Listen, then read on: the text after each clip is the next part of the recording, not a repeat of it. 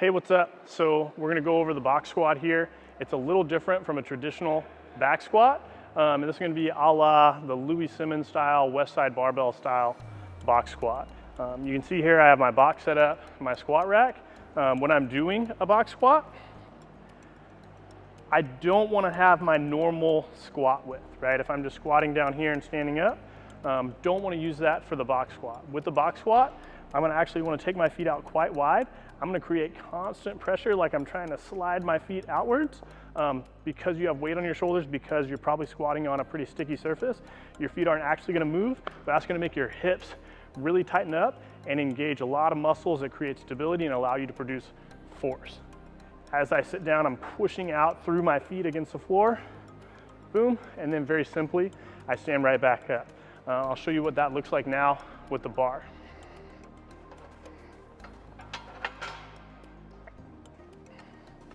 So I have my wide stance here. I'm gonna create that outward pressure, and I'm gonna sit into my squat, boom, and drive right back to the top explosively. I'm gonna sit into my squat, boom, drive right back to the top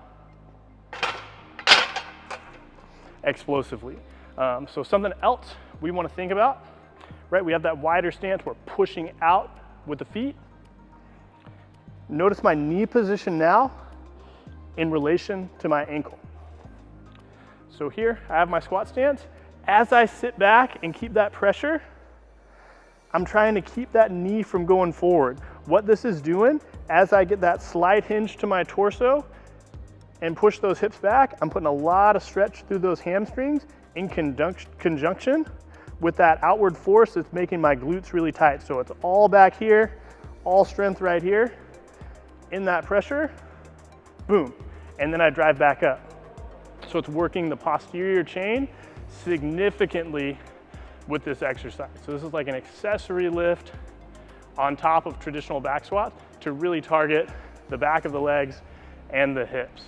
One other thing that we want to think about that's really important, as I sit down on the box, I don't just touch it and stand back up. We're literally going to sit down all the way. Let your weight settle onto that box. While we sit, our core remains braced. We still have our air in, we're very solid, but the legs legit let the body sit down on the box, and then we re-engage, boom, to stand back up. So it's full sit, let your weight settle, and drive right back to the top. Commonly, you'll see people who are maybe, I don't know what they're doing, it's not safe, and it's a bad idea. I would tell anyone who's doing this to stop. They just touch it and bounce off. Not good. You're creating an impact force that's jarring to your spine, and it's a terrible idea. So we sit softly, we pause, and then from that pause, we create that explosive drive with intention and force back to the top. So that's like the key components of the box squat. When you're doing it, you'll learn how to kind of incorporate that and what it feels like as you truly learn that movement and connect with it from your mind to your body. But that should be enough to get you started and moving quite well. Good luck with the box squat.